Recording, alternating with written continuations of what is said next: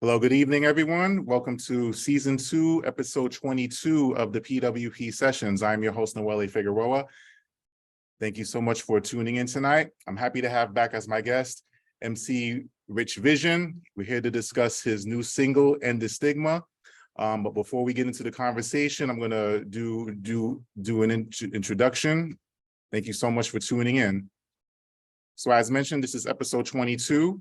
And for those of you that are not already familiar with this podcast, the P.W.P sessions or the Poets for Purpose sessions is a podcast that I created where I interview new or established authors of poetry, rappers, or MCs. I feature a performance of their work along with an audience Q&A session at the end.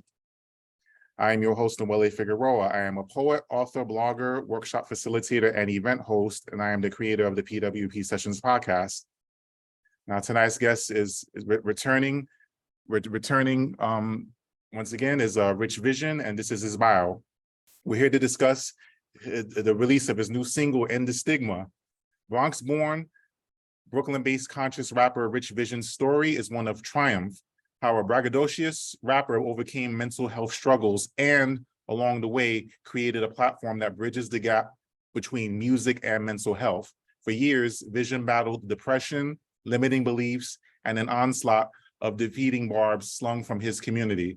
He hid his feelings behind a carefully curated veneer of chest-puffing self-confidence, a gangster persona. During the pandemic, Vysion found himself fighting for his sanity and his life when the isolation and loneliness amplified the voices of his demons within, and he hit a dark milestone. Thankfully, Vysion bounced back, and today he shares his transformative journey through his music. His thought-provoking artistry has garnered favorable comparisons to Mos Def, Talib Kweli, and Common. Though Vysion prefers to concentrate on the present and what's ahead, it is important to acknowledge he's been in the game for years and earned some prime accolades and recognition. Over the years, his work has been featured in such esteemed outlets such as XXL Magazine, Video City TV, Zevo TV, Soul Science Radio Station, Skilly Magazine, American Pride Magazine, Flyer Magazine Site, Trend City Radio, LUTG Radio, Next Up Mixtape Volume 295, We Work in Mixtape Volume 197, and This Is 50.com. He's also earned an exclusive sponsorship from the Rude Boy clothing brand.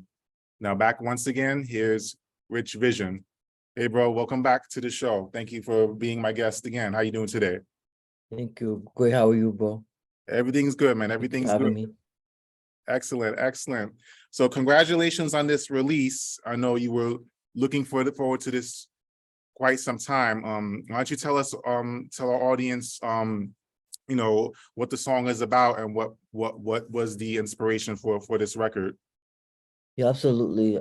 Thank you so much. I appreciate it greatly. So basically, the song's been almost like a year in the making.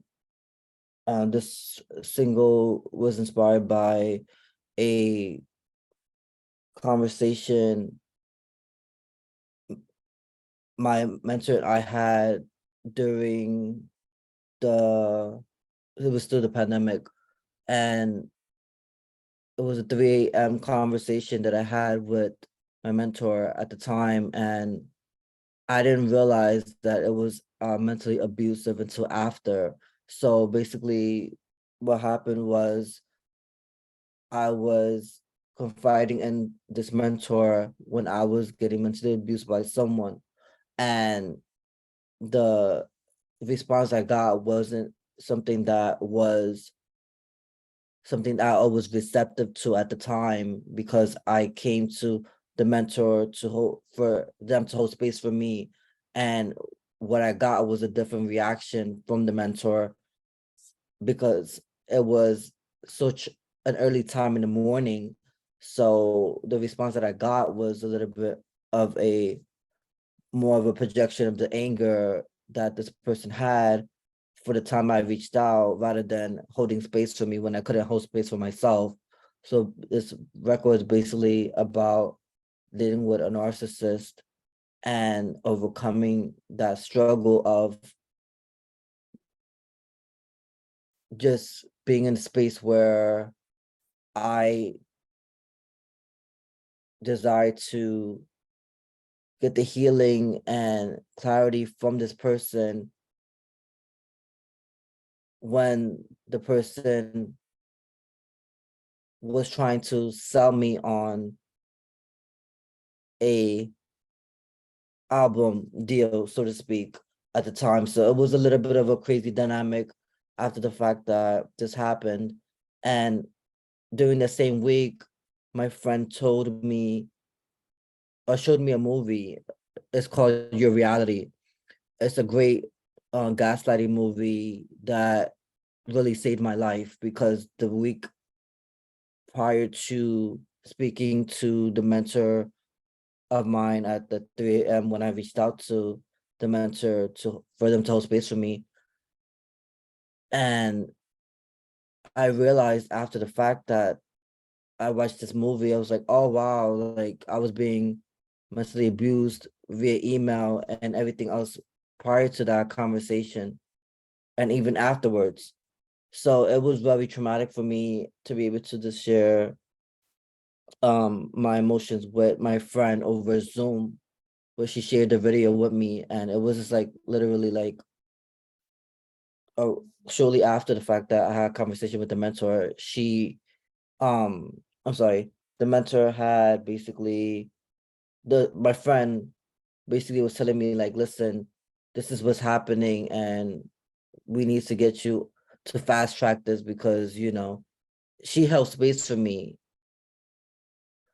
And it's such a deep topic for me because of the fact that like I almost committed suicide because of the fact that of that 3 a.m. conversation with the mentor, because I was faced with not I was not faced with the reaction that I wanted. When I was that tender, I was told that I was desperate and I was overreacting. So, it felt like my mental health was being disregarded and I felt devalued and belittled during the conversation that I had that early morning. So that was what inspired the whole song of this that dynamic between us. And it it became something that was traumatic to something that is now my biggest testimony, because of the fact that I am able to share it with other people and people connect to it when I'm performing it live, and they come up to me and just like sometimes in tears, and they're just like thanking me for speaking about mental health and my struggles. And it's a testimony now. So I'm thankful that it happened, although I didn't really want it to happen to me. I always tell myself that it happened for me, not to me, just to change my perspective of what happened. Right. Yeah, and it's and mental health is a very important topic that's being pushed into the forefront more than ever these days. And the fact that you found the courage to even speak out from your own experiences, is it's very important, and I'm quite sure it's liberating at the same time, to be able to share that.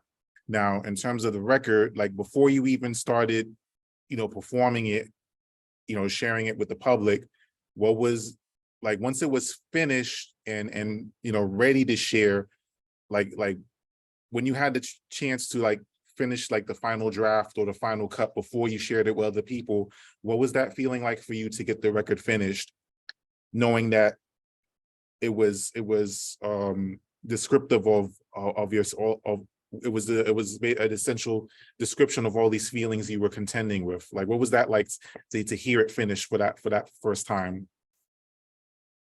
To be honest, it was very liberating because of the fact that I held in so much mental baggage with all of the stuff that I was dealing with behind the scenes with a narcissist.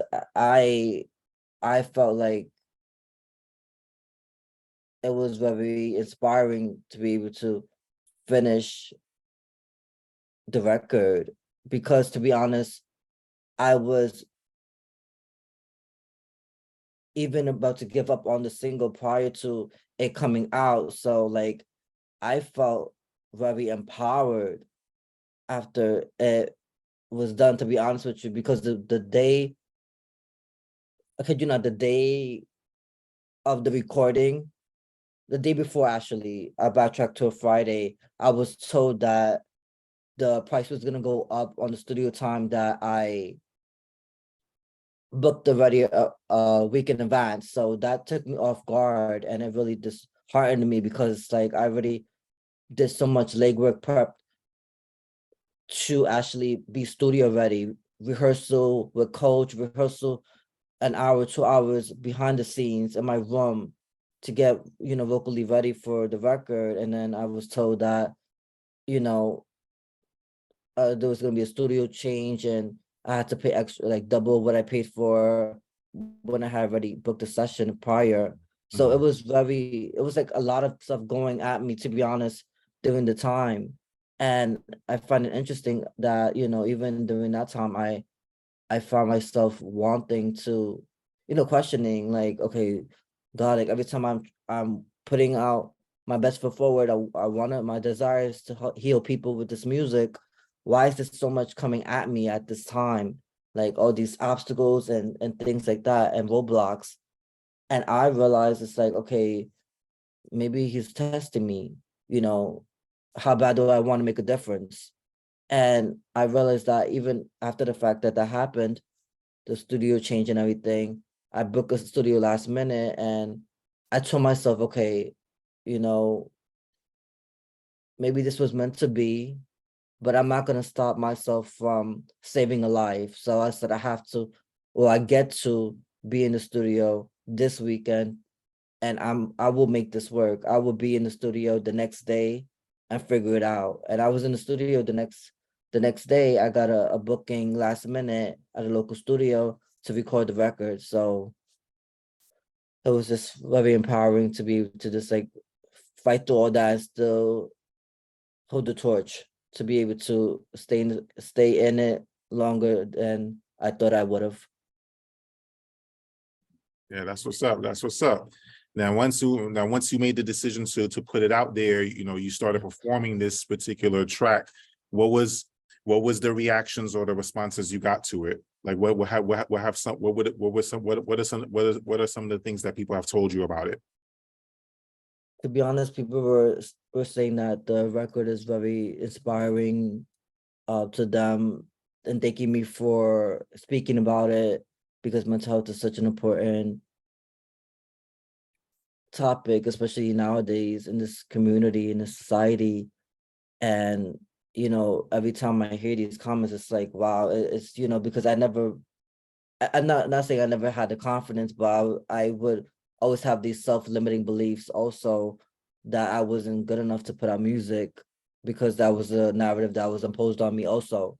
So like you know, it's just like hearing things like that, that's like, wow, really did something for me mentally. It freed me up. And a lot of people have been telling me, like, continue writing, continue speaking about these messages, go from place to place. Don't just, you know what I mean? Don't stay stagnant. Just keep on, spreading that message. And that's been very encouraging for me, getting back at it for years, not being in the game and being on a hiatus. So that's just been very, very encouraging, just to hear people just be inspired by the record and in tears, and they're just like, wow, that even last night when I had 2 gigs back to back, and one of the guys came up to me, he was like, man, that had me in tears. And I'm just like, wow. And I was just performing it. So it's just like, it's just an incredible feeling, because sometimes I don't think my music will make a difference, and there's also times I do, but then it's like I see it in real life, people coming up to me and telling me these things, and it really speaks volumes of how music is so powerful, and music has the ability to save, change lives, and transform people. Definitely, definitely. Now, for those watching that are not already familiar with you, take us back to the beginning of like when you first started writing and getting into music. Like, what was your inspirational motivation, to want to write and be an MC? Like, what was your what were your reasons or motivations to get into the craft? Yes, absolutely. I was honestly, I started writing when I was about like 17. So I'd say like middle school, high school is when I really developed a knack for writing. Like to be honest, I even wanted to be a journalist. That's how much I loved writing. And it's interesting that, now it just turned into like poetry and then rap. And it pretty much started being a being like interested in journal writing in general really was what sparked my inspiration to actually want to write poetry in the beginning and rap. Just the fact that I could express myself, this did something for me mentally also, and being able to share about my, dark stuff, even share it to myself, because there was times when I was going through things, and writing was like the best outlet for me to do so.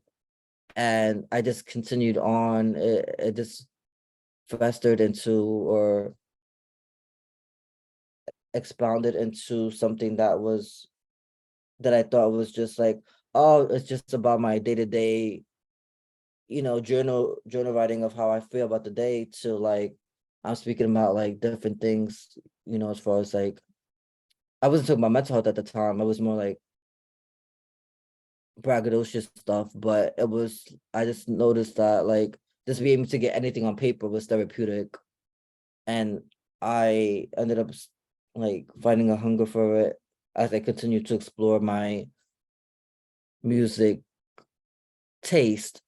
I started getting to rock, punk. I was into like punk rock. I was into like R&B, like Talib Kweli, Mos Def, like Blink 182.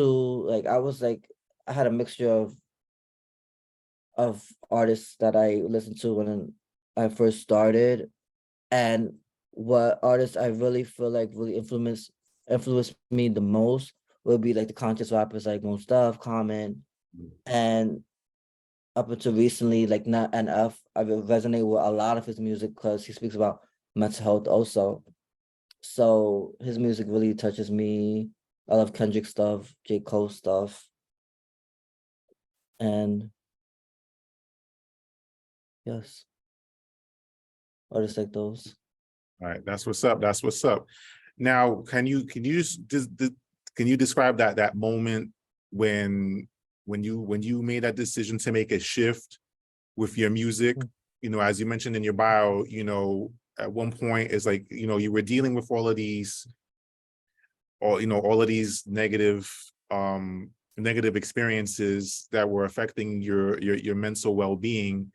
And there was a point, and correct me if I'm wrong, there was a point where you were using your music to hide from yourself in a sense, because you felt like you felt like you had to put on a persona in your music in order to deal with those issues. But what prompted the shift where you made the conscious decision that you were going to create and perform as yourself, and not feel like you had to put on the front for anyone? When did you feel liberated to be who you are and to tell your story and to tell your truth for what it really was, or what it really is rather?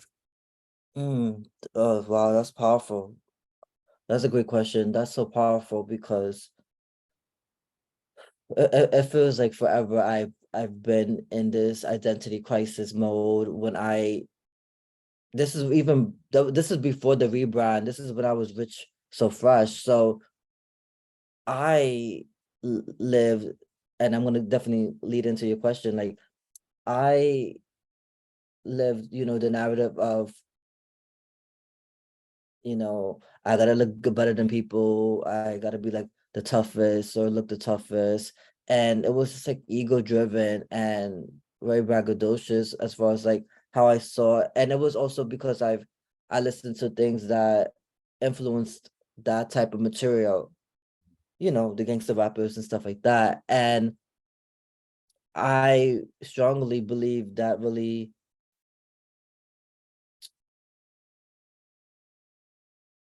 sprinkled its way into my lyrics at the time. Like when I first put out the first EP, which was Set in Stone, I had songs like Don't Tempt Me. That's something I would not write today. As funny as it sounds. And also a song that I wrote on that record was You Can Never Be Me. Again, a braggadocious record, right? And so what was the major paradigm shift for me was looking in the mirror and saying, and also being called out from people in my sphere, a couple of people that were constantly like, I'm not gonna lie, online bullying me and saying, you're not this person, stop stop trying to front, you're not this hardcore person. And I kept on hearing it so much that like I was just like numb to it. I'm like, whatever, they don't really know me. But to be honest, like I I wasn't really happy with how I felt when I put on that persona. Like I wasn't happy. And when I say I wasn't happy, meaning I knew that this is not the music that God intended me to heal people and save lives. It has so much substance, so much that I've gone through that could could serve someone else other than me. And I realized that like after the fact that I did the rebrand with the mentor, I realized a lot more that there was so much potential in the stuff that I was saying. It was so much substance, and I was starting getting so much validation from the class, the music class that I was in for 4 years in a row. And I started writing all these personal songs because, in that type of environment, it's like it teaches you how to write deeper songs. It teaches you how to really speak about something that strikes, you know, you, that really inspires you, and also a song that you had to wrestle for to get it out there, even out of your lips, or just get it on paper. So that really helped me realize that, okay, I have substance, and substance is so important because for me, when I lived that narrative of like the gangster rapper, I wasn't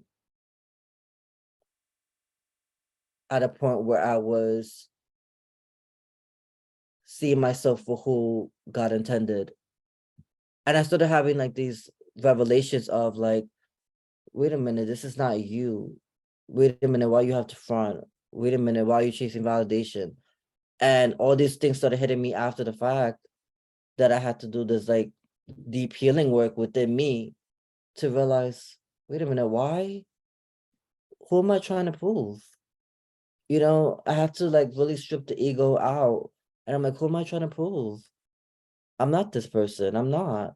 I'm this. And even my mentor at the time was saying, like, like you're this sensitive, person, and stuff like that.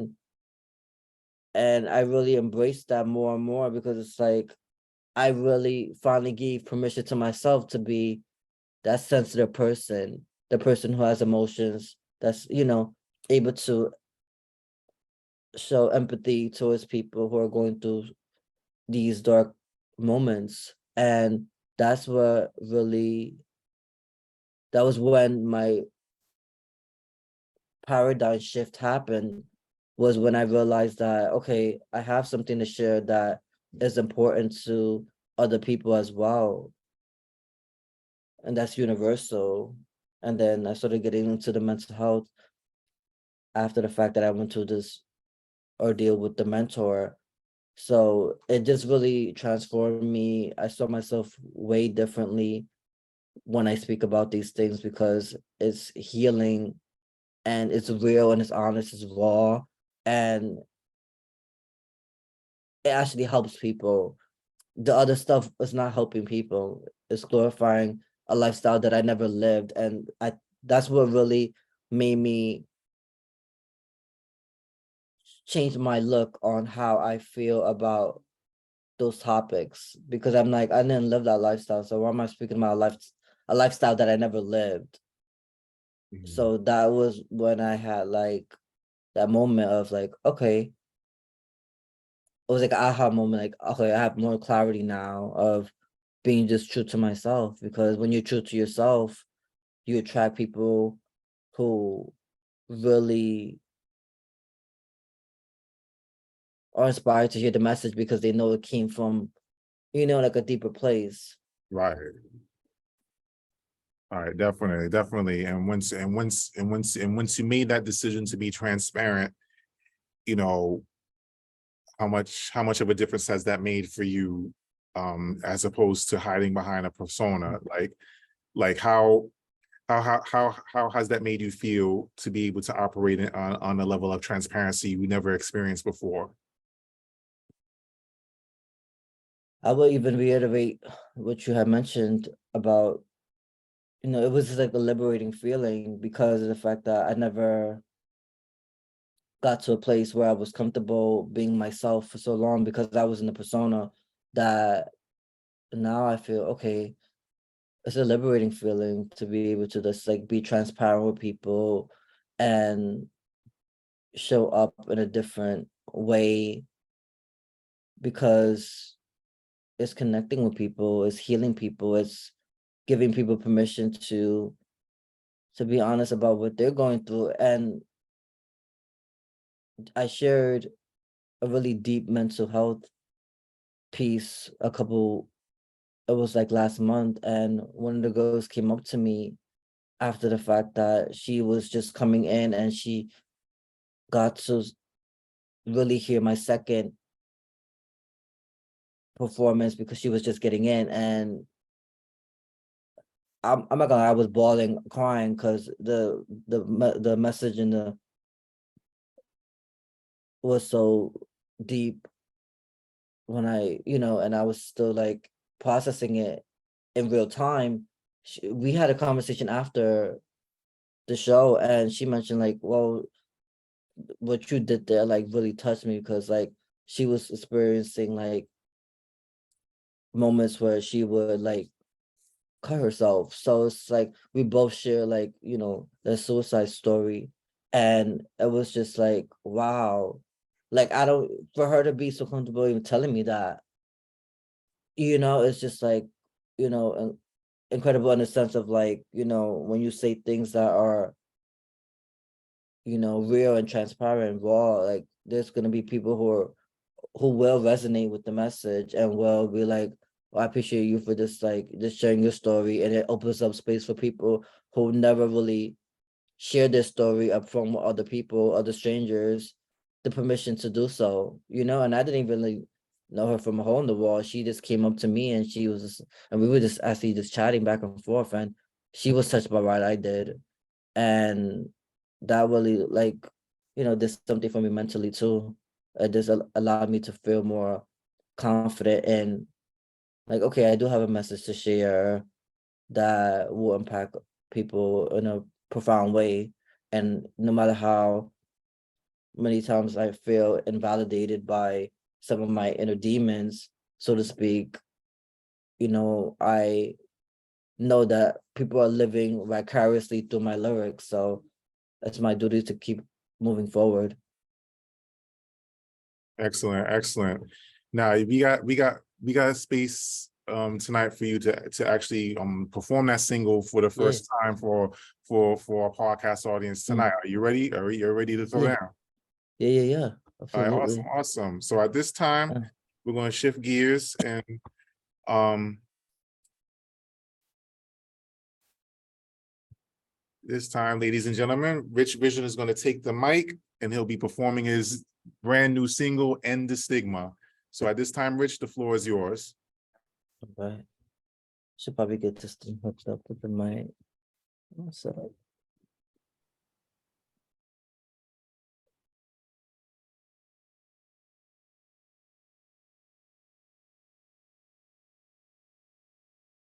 I don't know. If I should get my mic hooked up.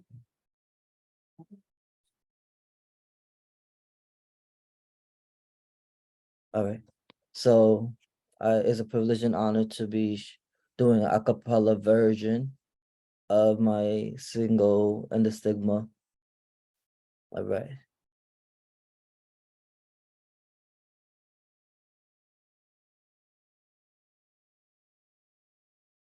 And the stigma, and the stigma. Freedom starts when I end the stigma, and the stigma, and the stigma. Take back my life, yeah, and change the picture.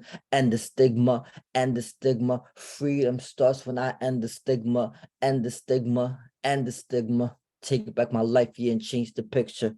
Victim, all I know. Yes, you told me yes to let it go. As cliche when you never bore my cross, you know. Instead of a dark woman, no keen sight. 2 seconds on my deathbed, contemplated suicide, stared at the white ceiling. While I'm still here for, I meant to squander money from someone was revered. Tears from my eyes that I couldn't conceal, wasn't cognizant that mental abuse was real. Refuse to be a statistic, I'm just being realistic. I'm done pointing fingers. I escaped this mental prison and I had risen from the ashes and I'm choosing to move past this. I refuse to be stagnant, no longer a victim to my sadness. And the stigma, and the stigma. Freedom starts when I end the stigma, and the stigma, and the stigma. Take back my life, yeah, and change the picture. And the stigma, and the stigma. Freedom starts when I end the stigma, and the stigma, and the stigma. Take back my life, yeah, and change the picture. I refused to give up on the life that I had. No noose will come between the purpose God had for my life to be that hope for society and remind me, yes, while I'm still breathing. I stopped calling myself worthless. I know my worth. Much a doormat. I rose up from under dirt. I have too many lives to save. I refuse to quit. Reaching out was not a sign of weakness. My mind said ain't for least. My friend, yes, was my reason to continue inner work with less spiritual healing. To remind me I'm just way too worthy to compromise. To keep my head high, yes, on my darkest night. And the stigma, and the stigma. Freedom starts when I end the stigma, and the stigma, and the stigma. Take back my life, yeah, and change the picture. And the stigma, and the stigma. Freedom starts when I end the stigma, and the stigma, and the stigma. Take back my life, yeah, and change the picture. Fighting for misfits, fighting for a cause, fighting statistics, fighting inner scars, fighting for misfits, fighting for a cause, fighting statistics, fighting inner scars, fighting for misfits, fighting for a cause, fighting statistics, fighting inner scars, fighting for misfits, fighting for a cause, fighting statistics, fighting inner scars. Shaming myself for therapy was beneath me. Hating myself, yes, that never saved me. Cling onto faith in the mirror, I am changed. Either leave my mark or suicide by my faith. Every therapy session built a foundation to heal a future generation. Took a dose of patience and meditation. Healing resides in the darkest of places, and I embraced it. Yes, I'm not a victim to my circumstances. Unlock this mental prison, freed from under your trances. I would never outsource as my happiness. And I refuse to give my power to a narcissist. And the stigma, and the stigma. Freedom starts when I end the stigma, and the stigma, and the stigma. Take back my life here and change the picture. And the stigma, and the stigma. Freedom starts when I end the stigma, and the stigma, and the stigma. Take back my life here and change the picture.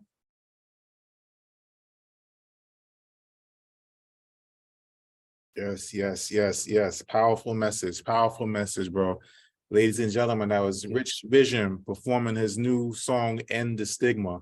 Powerful message, bro. Thank you so much for coming through and sharing that. There's lots to take in from that. Thank you. Lots to take in from that. Awesome, awesome, awesome. So now we're going to shift gears and move into the Q&A portion, because there's a lot of meat to pull from that track alone.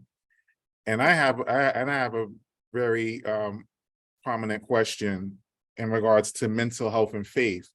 You know, there's a huge misconception within the faith community that, you know, if you believe in God, that, you know, why do you need a therapist? You know, you don't need therapy. You know, God should be enough.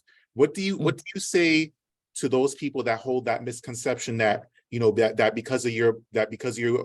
just because you're a believer that you don't need therapy? Like, what do you say to those who have that idea? Wow, that's a loaded question, but that's honestly a good question because, wow,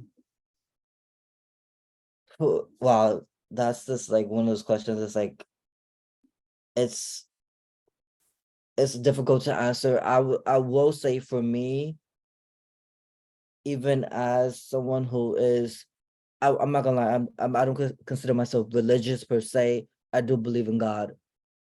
I realized that, you know, if I didn't get help I needed, no, I'm sorry. If I didn't get the help I deserved, I wouldn't be here today.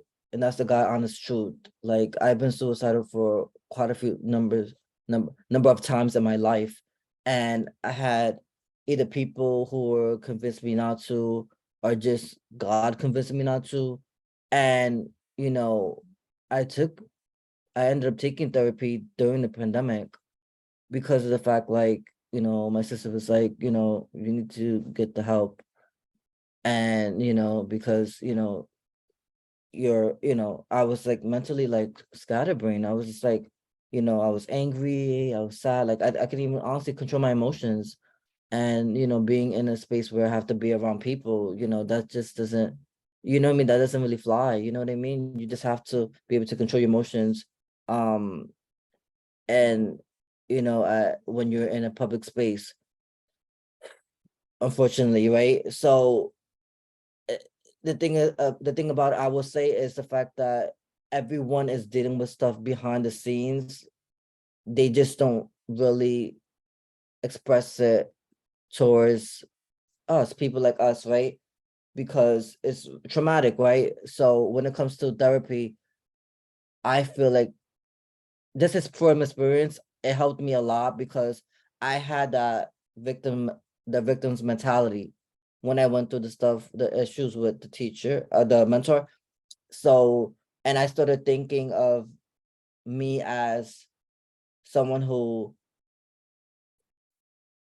you know, the therapist was saying I had irrational thinking. I wanted to only think one way.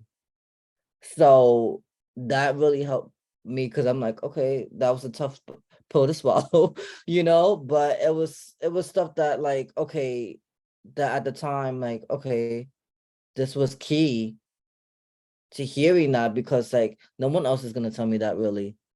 You know what I mean? That I was thinking irrationally. I'm just in my own head thinking, okay, it's supposed to be this way. This person's supposed to think that way. I'm supposed to think this way, and it's just like this one way street. And like, it's a dynamic, so it goes two ways, right? So when it comes to like therapy, and you know, and also being a believer, it's like God puts people in spaces for a reason. Like, even the person who I was confiding in over a Zoom call, I'm not gonna lie, she became my therapist, sharing this movie with me that saved my life, right? So, you know, it doesn't have to be, you know, a therapist per se. It's just anyone who holds space for you when you feel like you're not enough, or you feel like you're on that verge of like, okay, I'm not really good mentally. I need someone to like hold space for me. You know, it's like, don't be ashamed of that. That's the thing. A lot of people carry this shame and this guilt, you know, almost like a badge of honor. Like, you know, like, oh, you know, I shouldn't be seeing a therapist because like people are gonna think I'm either weird or not, you know, normal. I'm like, it's not even about that. It's more like, you know, you're worth it, and recognizing that you're worth it to get the help that you deserve, right?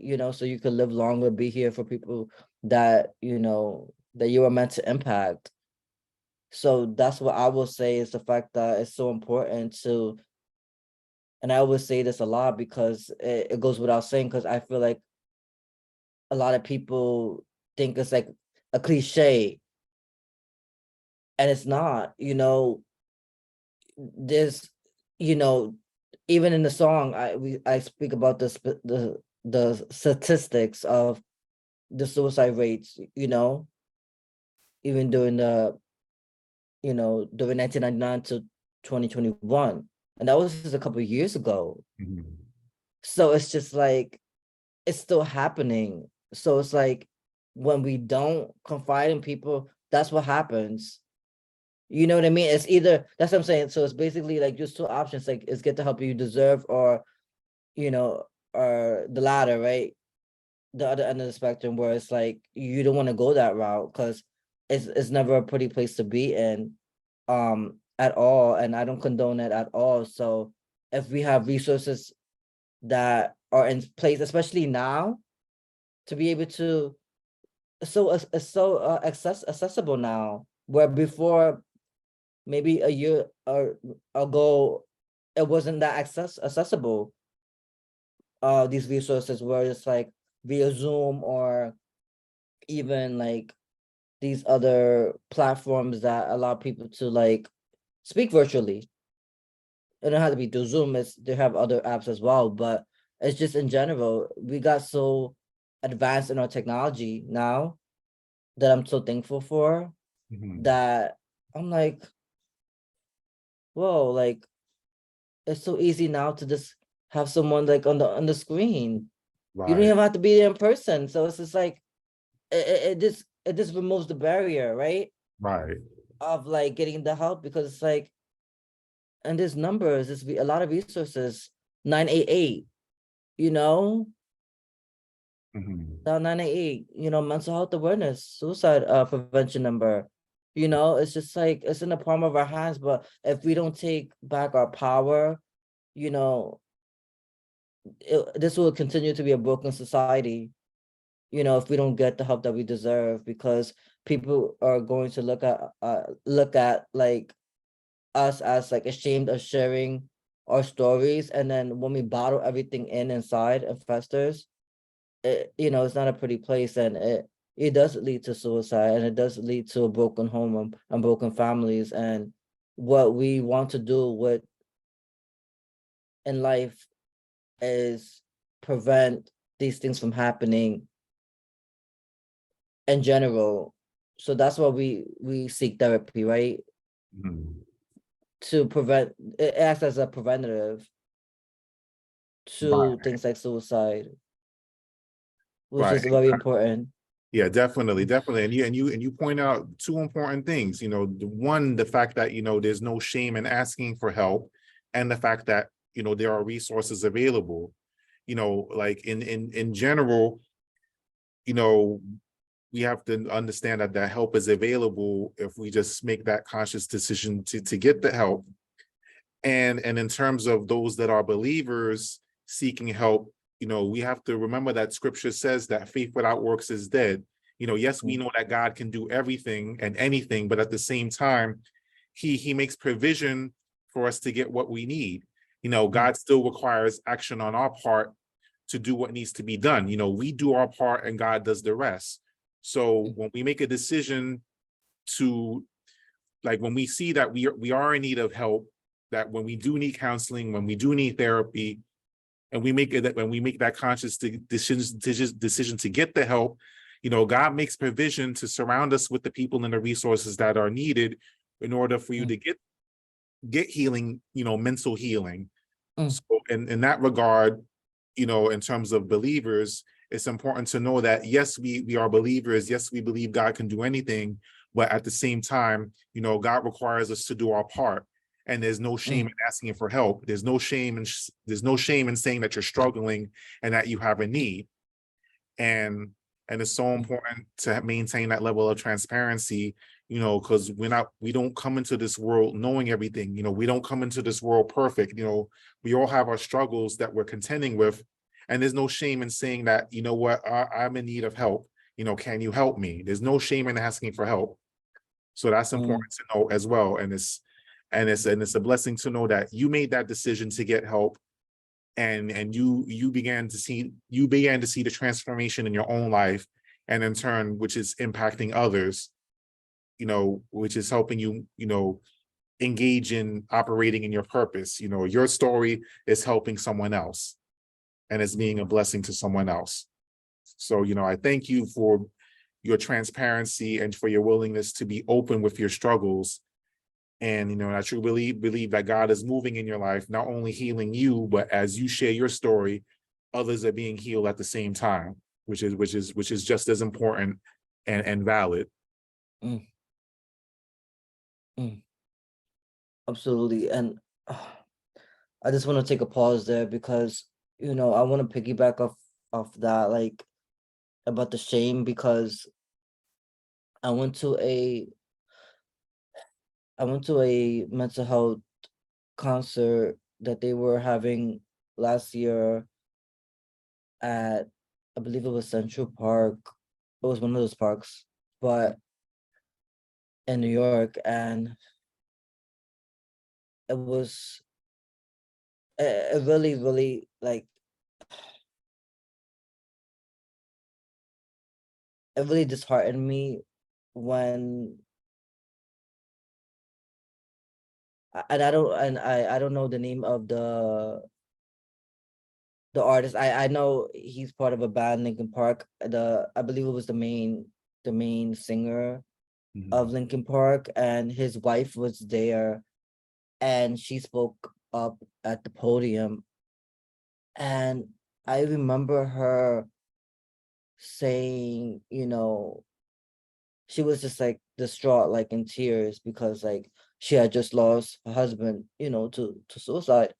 And I'm just like, wow. And she mentioned like, oh, like she wished that there were resources. Oh, I'm getting choked up. She wished that there was resources like that event that was, you know, catered towards mental health, and has so many of these little resources, you know, inside of that one concert, of that, you know, she said that it would have been a preventative from, you know, her husband, you know, committing suicide, and then they had kids. So it just, you know, it disheartens me, you know, that people are struggling, you know, even celebrities, you know, it's real.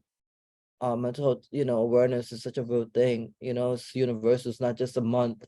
And, you know, and it deserves to be, you know, spoken upon, and, you know, and on all platforms, because it's like, again, it's like it's very sad, you know, that, you know, people are turning to suicide as, you know, as a way out, you know, as an escape for them. And it's, you know, just disheartening.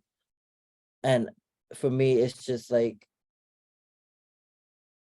and that gives me more of a fire to like, okay, continue to share my message, because it's like, if I could empower people to take the high road and not commit suicide, and be like, okay, hold on longer, because there is hope, and be that beacon of light for them, you know, then for me, that's a job, you know, well done. And it's, you know, if I could persuade more people to continue to like spread that awareness too. It's like we have an army of people who are fighting for mental health awareness, and, you know, and in turn, and you know, and also being able to to save many more lives, and continue to show people a different way, you know, a different way.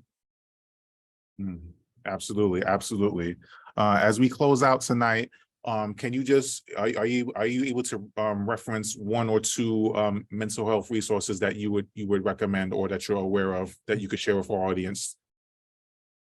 Oh, absolutely. The one that I mentioned, are people able to see the chat when we're out of this as well, or am I able Yeah. to write it in the chat? Mhm. Okay, because I'll I'll link the movie, to film your reality, because that one really was key. as far as like the gaslighting things, in reality, gaslighting. Okay, so I'll link the gaslighting film and then,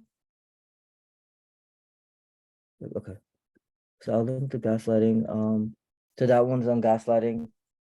And honestly, 988, the suicide prevention number. Uh, yeah, that's just, that movie is so powerful when you realize that narcissism is real, and just in general, call the hotline if you're feeling like like you're at that point. But that's just, yeah, that was a game changer for me. That really spoke volumes to me. Awesome, awesome. I do thank you, and my audience thanks you for coming through and sharing your story and your transparency. Your single is released. Once again, congratulations on the release. Do you have any events or performances or other projects that you would like to note to our audience before we close? Yes, I have quite a number of events I already have lined up for July. I have one more in Harlem this coming Thursday.